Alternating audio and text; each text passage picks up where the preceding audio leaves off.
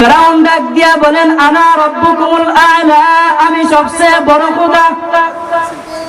মুসা আলাইহিস সালাম ডাক দিয়া বলেন না না, এই ফেরাউন হলো বড় দুশমন, আল্লাহর দুশমন, মানবতার দুশমন। সে তোমাদেরকে জাহান্নামে নিয়ে যেতে চায়, সে তোমাদেরকে জান্নাত থেকে দূর করে দিতে চায়। তখন মানুষগুলো কিছু কিছু মুসার অনুসারী হওয়ার কারণে ওই ফেরাউন। আমি আল্লাহ পাক রব্বুল আলামিনের কোরআন মহাগ্রন্থ আল কোরআন থেকে সূরা বনী ইসরাঈলের ৮০ নম্বর আয়াত তেলাওয়াত করেছি। উক্ত আয়াত অনুসারে কিছু কথাবার্তা বলে আমি আপনাদের সামনে থেকে বিদায় নেব ইনশাআল্লাহ। আল্লাহ পাক রব্বুল আলামিন কোরআনের আয়াতে বলেন অকুল জাআল হক ওয়া যাহাকাল বাতিল। আল্লাহ পাক রব্বুল আলামিন বলেন হে নবী,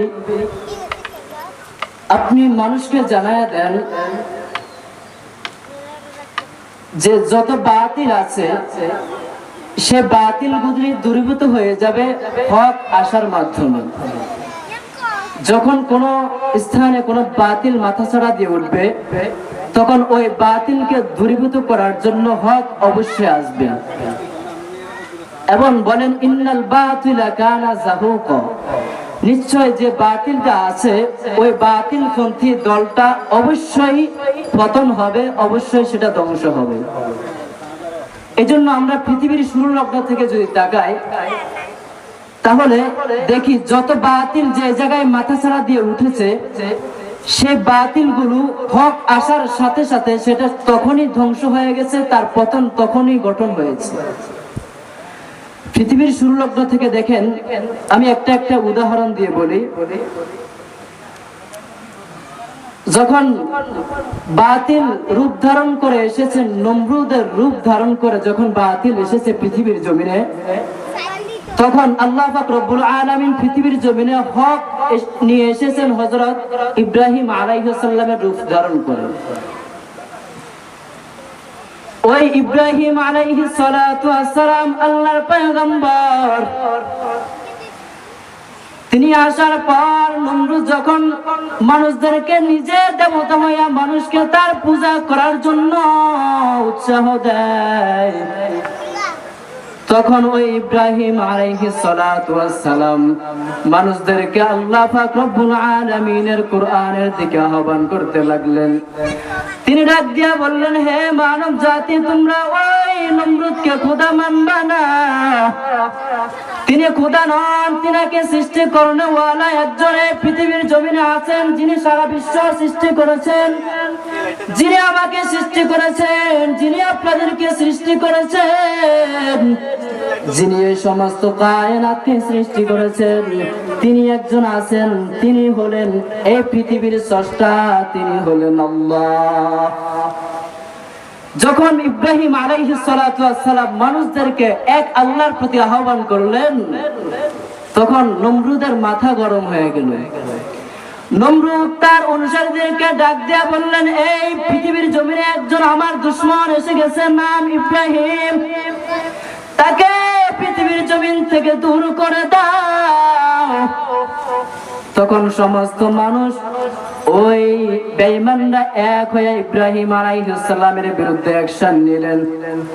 তিনাকে তখন আগুনের কুণ্ডলের মধ্যে ফেলে দিলেন। আগুনের কুণ্ডলে ফেলার পর আল্লাহ তাআলা তার কুদরতের মাধ্যমে তিনাকে হেফাজত করেছেন। এই ঘটনার দিকে তাকায় দেখেন, আল্লাহ পাক চাইলে ওই নমরুদের সাথে দুশমনী ছিল হযরত ইব্রাহিম আলাইহিস সালামের, কারণ নমরুদ হলো বাতিল আর হক হলো হযরত ইব্রাহিম আলাইহিস সালাম।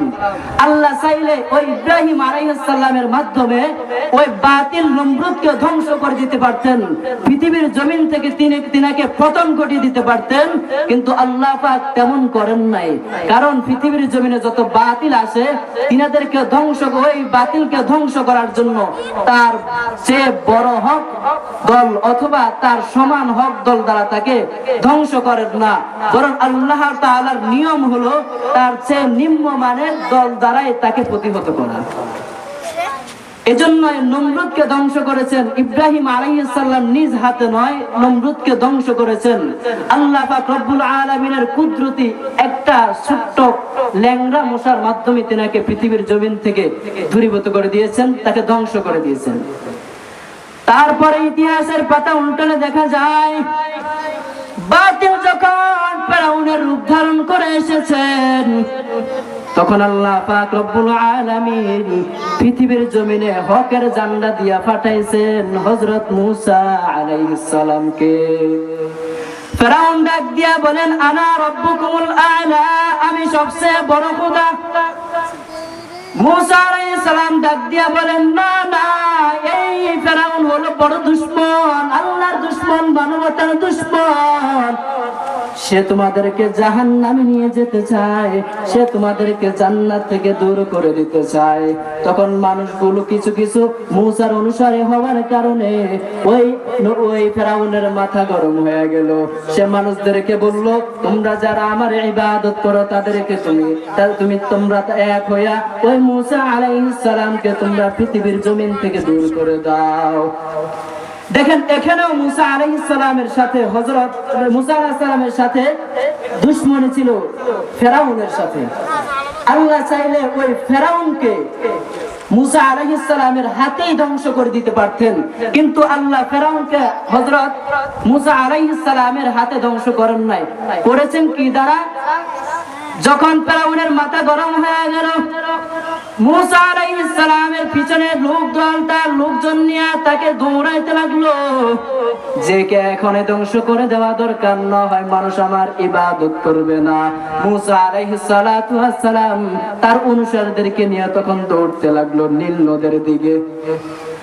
তখন ওই পিছনে পিছনে ফেরাউন তার লোকজনকে দৌড় দিতে লাগলো, কিন্তু আল্লাহ পাক রব্বুল আলামিনের বড় কুদরত, ওই ফেরাউনকে আল্লাহ পাক রব্বুল আলামিন ওই নীল নদের মধ্যে ডুবাইয়া ধ্বংস করে দিয়েছেন। কারণ আল্লাহ তাআলার রেওয়াজ এবং নীতি হলো তার সমান দ্বারা হকের মাধ্যমে ওই সমান বাতিলকে কখনো ধ্বংস করেন না। আল্লাহ তাআলার নিয়ম হলো তার চেয়ে নিম্নমানের জিনিস দ্বারাই বাতিলকে ধ্বংস করা। তারপরে ইতিহাসের দিকে তাকায় দেখেন, মক্কার মধ্যে ইবাদত করে আব্দুল মুত্তালিব এক আল্লাহ, তিনার অনুসারী আছে, সবাই এক আল্লাহর ইবাদত করে। আল্লাহ তাআলার ঘর আছেন বাইতুল্লাহ, ওই বাইতুল্লাহর মধ্যে তিনারা হজ করেন।